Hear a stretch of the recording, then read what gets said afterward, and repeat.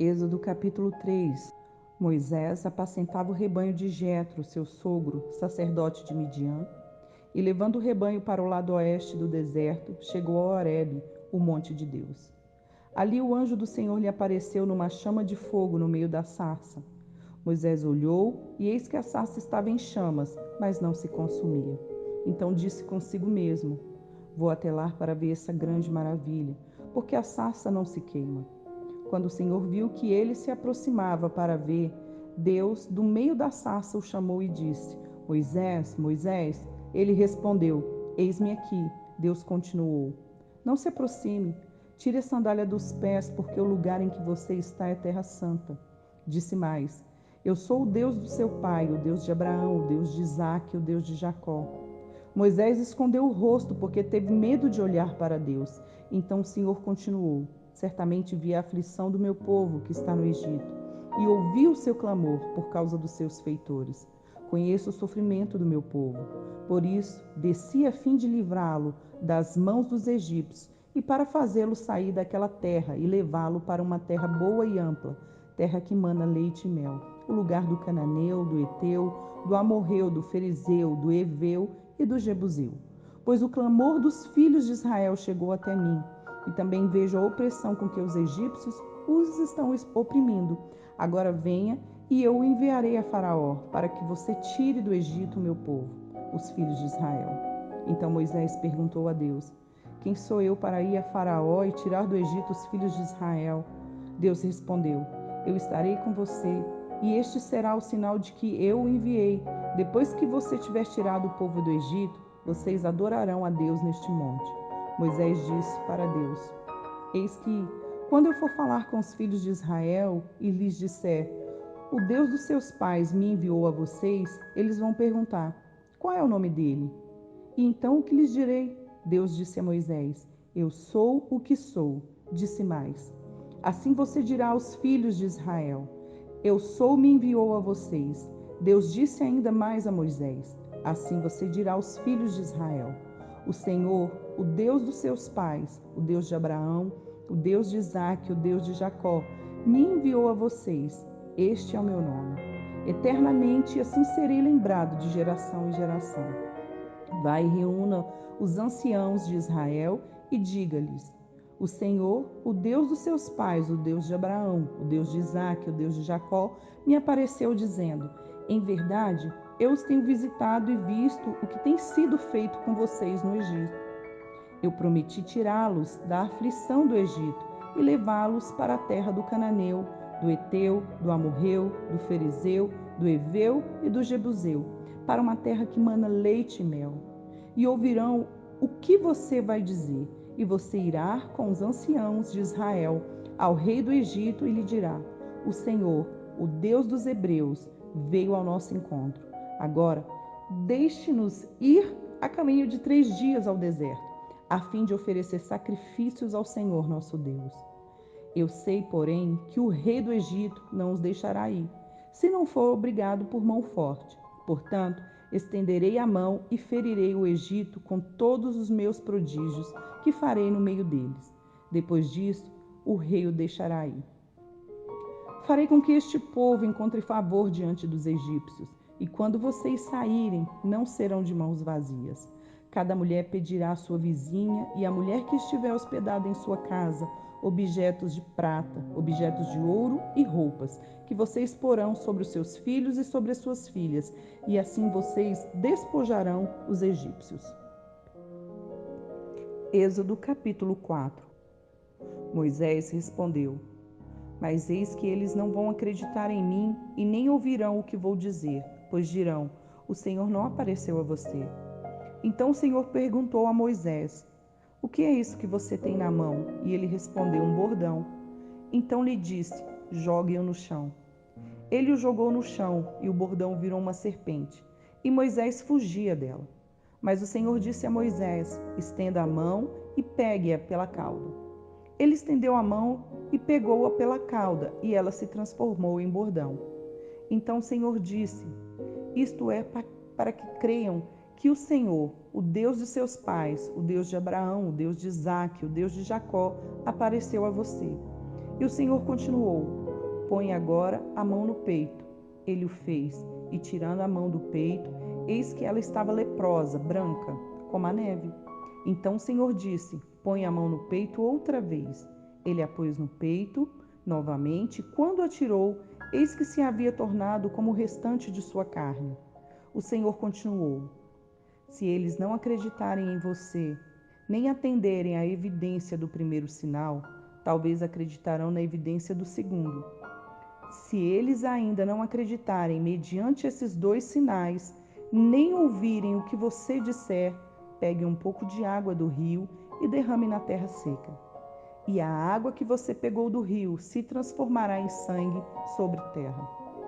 Então Moisés disse ao Senhor: Ah, Senhor, eu nunca fui eloquente, nem no passado, nem depois que falaste a seu servo, pois sou pesado de boca e pesado de língua.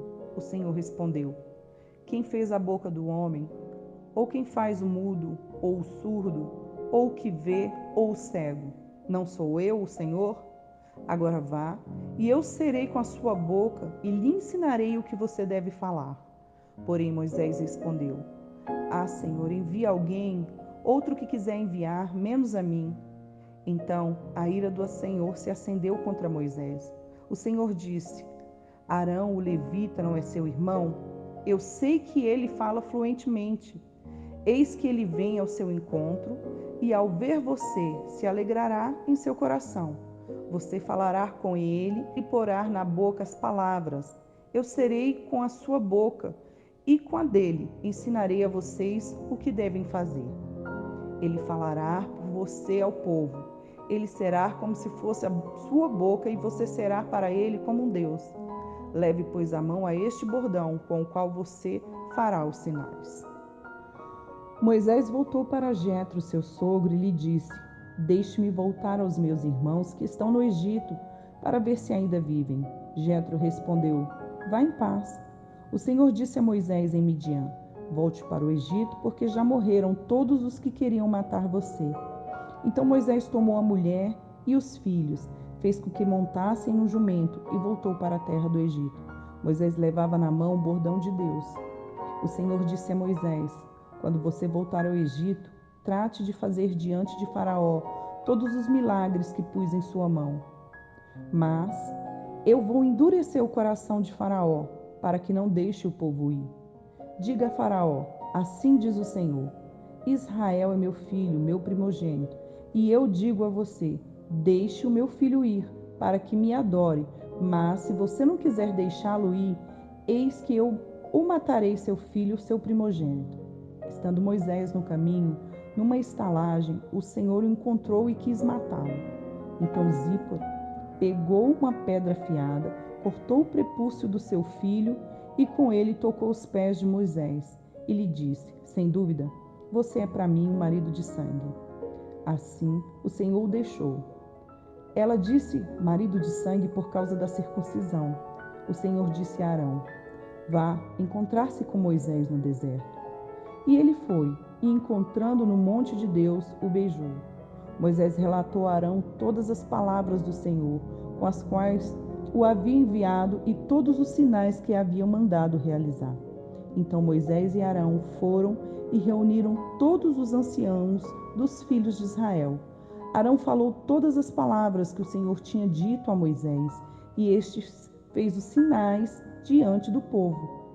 O povo creu, e quando ouviram que o Senhor havia visitado os filhos de Israel e visto a aflição deles, inclinaram-se e o adoraram. Salmos 40. Esperei com paciência pelo Senhor.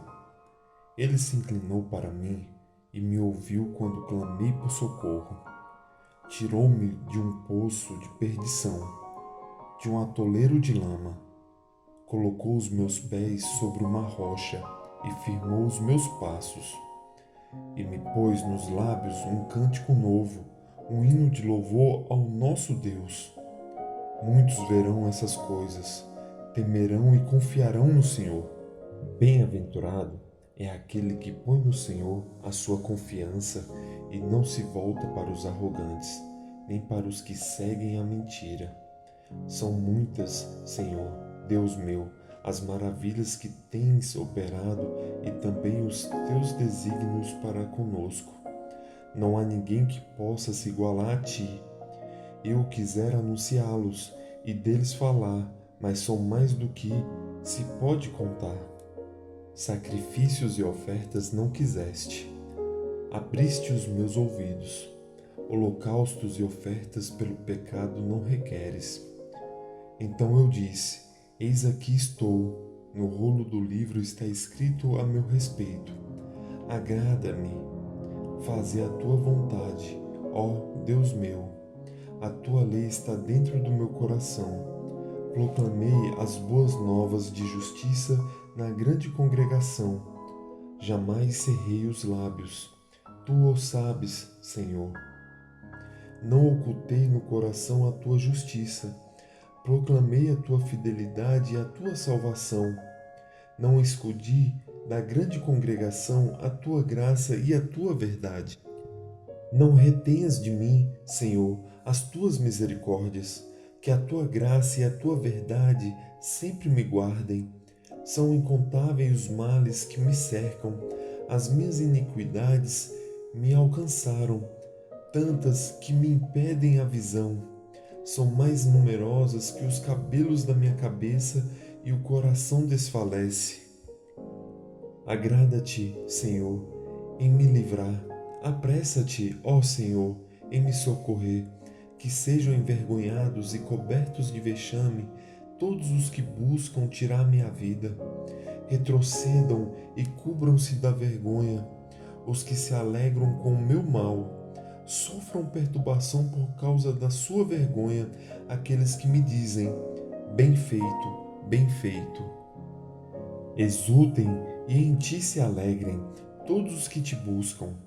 Os que amam a tua salvação digam sempre: o Senhor seja engrandecido. Eu sou pobre e necessitado, porém o Senhor cuida de mim. Tu és o meu amparo e o meu libertador. Não te demores, ó Deus meu. Hebreus, capítulo 7.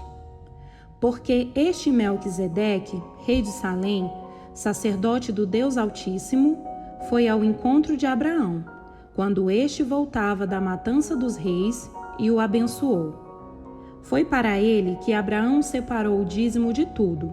Primeiramente, o nome dele significa Rei da Justiça. Depois também é Rei de Salém, ou seja, Rei da Paz. Sem pai, sem mãe, sem genealogia, ele não teve princípio de dias, nem fim de existência, mas, feito semelhante ao Filho de Deus, permanece sacerdote para sempre. Vejam como era grande esse a quem Abraão, o patriarca, pagou o dízimo tirado dos melhores despojos. Ora, os que dentre os filhos de Levi recebem o sacerdócio têm ordem, de acordo com a lei, de recolher os dízimos do povo, ou seja, dos seus irmãos, embora estes sejam descendentes de Abraão. Entretanto, aquele cuja genealogia não se inclui entre os filhos de Levi recebeu dízimos de Abraão e abençoou aquele que havia recebido as promessas. Evidentemente, não há dúvida de que o inferior é abençoado pelo superior. Aliás, aqui os que recebem dízimos são homens mortais, porém ali o dízimo foi recebido por aquele de quem se testifica que vive. E por assim dizer, também Levi, que recebe dízimos, pagou-os na pessoa de Abraão, porque Levi, por assim dizer, já estava no corpo de seu pai Abraão, quando Melquisedeque foi ao encontro deste.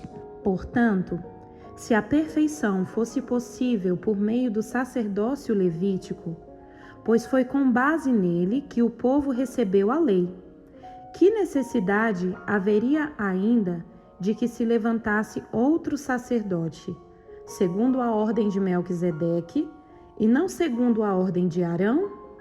Pois, quando se muda o sacerdócio, necessariamente muda também a lei. Porque aquele de quem são ditas estas coisas pertence a outra tribo, da qual ninguém prestou serviço diante do altar.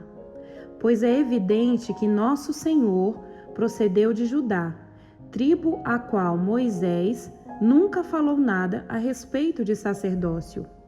E isto é ainda muito mais evidente quando, à semelhança de Melquisedeque, surge outro sacerdote, constituído não conforme a lei de mandamento carnal, mas segundo o poder de vida que não tem fim. Porque dele se testifica: você é sacerdote para sempre, segundo a ordem de Melquisedeque. Portanto, por um lado, se revoga a ordenança anterior por causa de sua fraqueza e inutilidade, pois a lei nunca aperfeiçoou coisa alguma. E por outro lado, se introduz esperança superior, pela qual nos chegamos a Deus. E isto não se deu sem juramento, porque os outros são feitos sacerdotes sem juramento. Mas este foi feito sacerdote com juramento, por aquele que lhe disse: o Senhor jurou e não se arrependerá. Você é sacerdote para sempre. Por isso mesmo, Jesus se tornou fiador de superior aliança. Ora, os outros são feitos sacerdotes em maior número, porque a morte os impede de continuar. Jesus, no entanto, porque continua para sempre, tem o sacerdócio imutável. Por isso, também pode salvar totalmente os que por ele se aproximam de Deus, vivendo sempre para interceder por eles. Porque nos convinha um sumo sacerdote como este, santo, inculpável, sem mácula, separado dos pecadores e exaltado acima dos céus, que não tem necessidade, como os outros sumos sacerdotes, de oferecer sacrifício todos os dias, primeiro por seus próprios pecados, depois pelos do povo, porque fez isso uma vez por todas, quando a si mesmo ofereceu. Porque a lei constitui homens sujeitos a fraquezas como sumos sacerdotes, mas a palavra do juramento, que foi posterior à lei, constitui o Filho perfeito para sempre. Curta, Comente E compartilhe.